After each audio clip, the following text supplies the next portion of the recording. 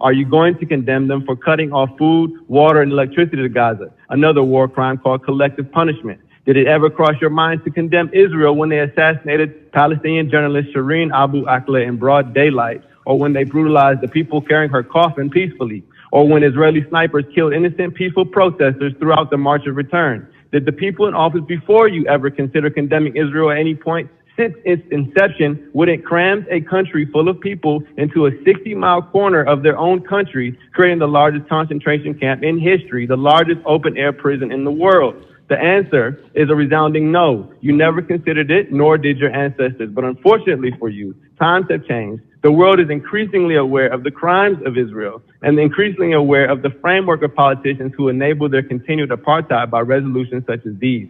And in a city like Chicago, with majority black and brown people who have experienced the apartheid-like conditions of oppression in the United States, a generation of young people have emerged who understand immediately that we have everything in common with the Palestinian people and nothing in common with the brutal Zionists under who they suffer. A generation of people who are not surprised when we find out that our politicians, up to our president, spread lies about 40 babies being beheaded in order to rationalize genocide. We're only surprised that they're forced to walk those lies back. But of course, the damage is done. People are still spewing the debunked lies about rape and massacre of babies, even here in this very meeting, when actually there is endless evidence of Israel having killed over 500 babies in the last 48 hours alone, having dropped more bombs in 24 hours than the U.S. dropped on Afghanistan in 1 year. And finally, let it be known that condemning the attack as the actions of some fringe group misses the point of what's going on. The attacks were carried out by a broad coalition of groups from every section of Palestinian society, not just Hamas. That coalition represents a people determined to attain freedom at any cost,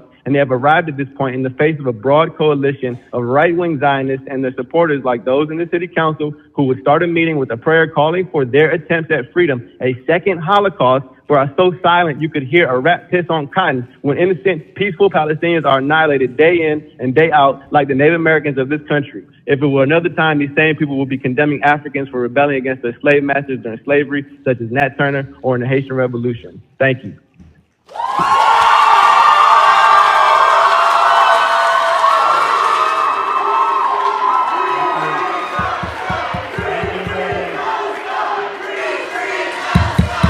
Thank you.